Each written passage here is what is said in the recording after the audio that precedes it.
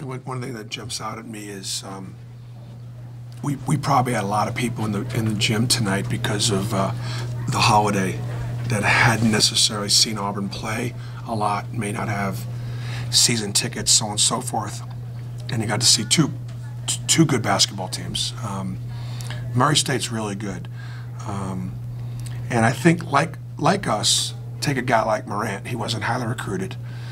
He's really developed. Now, he's a freak athlete, and he is long, he's fast, he's quick, and he's a handful to stay in front of. We thought zone would be good, and zone was really good early. And then they kind of got some things figured out, and then it was actually our man that was the better defense, and I was thinking that zone was going to be a way to take the ball out of his hands. Murray State made 11 threes. They had some guys that, a guy like Shaq Buchanan, that really struggles from threes, 4 for 7 tonight. But to win big games against ranked opponents, you got to have special. And Murray State had a little bit of special tonight. That said, I thought offensively, we played a much more solid game. We had really solid looks in the second half. We did what we wanted to do offensively. They weren't able to disrupt us. Austin on the inside was really good. It was important to get Chuma and Anthony to knock down a couple of shots in the perimeter. That's an important part of our offensive game. Obviously, getting the ball in Jared's hands and letting him make plays. We made some bad decisions late in the game with how we executed with the lead.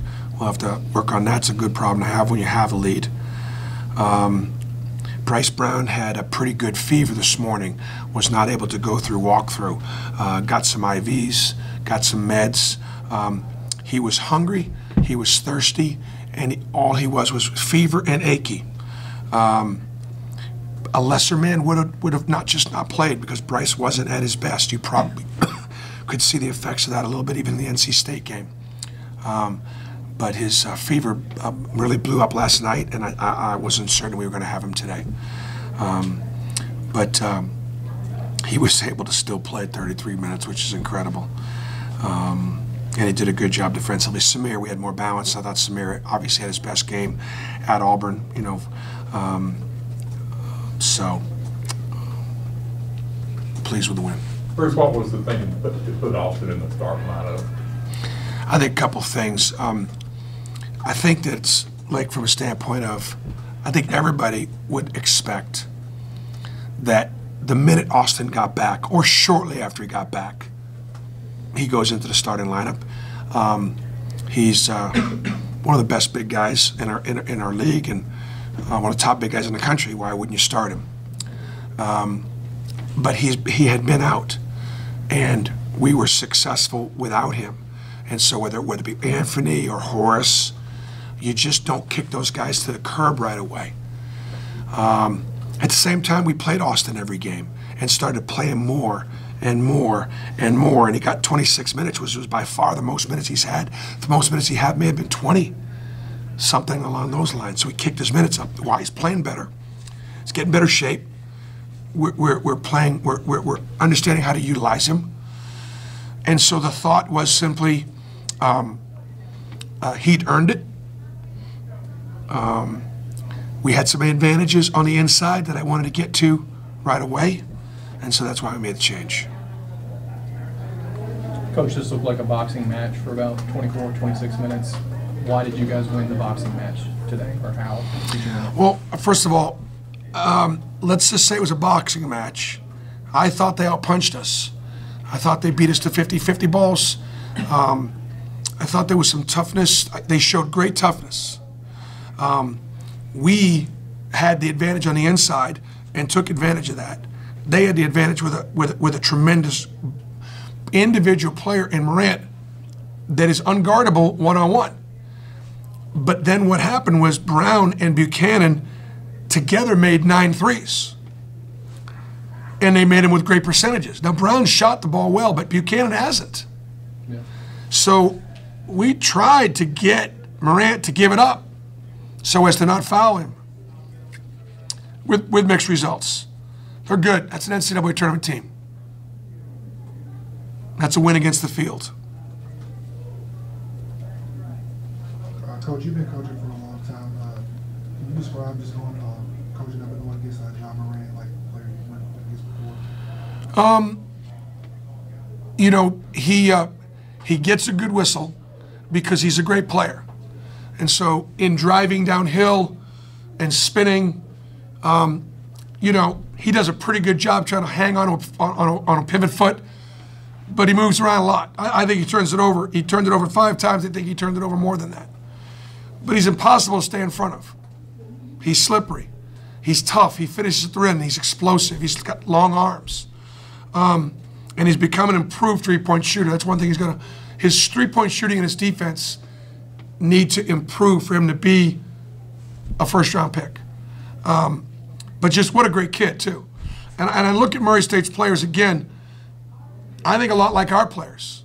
You know, when I was at Wisconsin-Milwaukee, I recruited kids that I thought could play at Marquette or Madison, but maybe not right away. Tevin Brown's gotten better. Shaq Buchanan's gotten better.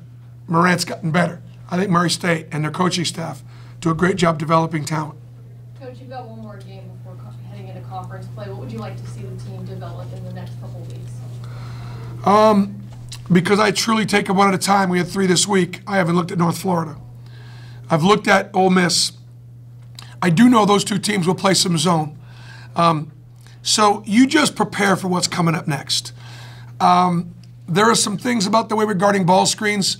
I do think there are some adjustments we'll need to make and some personnel decisions that we're going to need to make as we go into the second semester. So there'll be some adjustments and that I think will help us. You talked about personnel decisions. Do you feel like D'Angelo is going to get more time, or do you like what you've seen from him in the time that he is playing? It's been difficult to play 3 games this week and have him come back on the road at UAB, on the road at NC State, and at home against the NCAA tournament team. You can see what 21 months off does. And so to get him back and to get him in the flow, you just got to keep plugging him in. Is this some of your best game this season? Yeah, it's his best game. He was excited about playing. He was excited about getting home. Safe travels to everybody, you know, for Christmas. I want to thank our fans for coming out during the Christmas holiday. I want to congratulate the women's basketball program. Huge weekend in the Carolinas. They win today. They beat, I'm sure. Yeah. To win over North Carolina, that's a great program win for Coach Flo. I'm excited about our football team. Phenomenal recruiting year. Those guys continue to respond to adversity over and over again. And I'm proud of those guys. I wish them luck against the Big Ten opponent, Purdue. And we're going to try to take a couple days off and see if we can get some things figured out. So about Samir and the day that he had, obviously he stepped up and was much more assertive. I thought he was. I thought he was engaged. I thought he was assertive. He was prepared to play more because of Bryce. And I was going to start him if Bryce couldn't have started. Samir's got a pretty high IQ. And he usually knows when he's doing right and when he's doing wrong before I need to tell him. So I think getting him going in a bigger way was real positive. Coach, you mentioned that you thought that Wiley had an advantage in the post today. What exactly did you see on film from Murray State that made you think that? Well, I mean, he's 6'11", 250. He's wanting the ball. I'll tell you the other thing, too, he didn't have a turnover. That's huge. I thought he had a couple catches inside that weren't great touches because he was pushed out a little bit. Their kids were big. Didn't rush, took his time, threw the easy one to the perimeter. We went to the foul line a lot last year. We're not going as much this year. You'd think because we have an inside game, you go to the foul line. When you have no inside game, you spread the floor. You shoot threes and you drive it. All that driving, hand checking stuff gets called. And you put great free throw shooters to the line. You shoot more free throws, you spread the floor out, that's when they call it. Now I got an inside game. There's way more contact in there that never gets called. Those are no longer as high percentage shots. Those guys aren't as good free throw shooters, and they'll turn over more in the post because of all the contact. So when you look at the NBA, and when you ask yourself, why is it spread and inside threes and outside threes and dunks? And why is the big man gone? Because they just kill each other inside. It's hard to get it in. It's hard to finish it. It's hard to do without turning it over. When we had no post game, we shot a ton more free throws.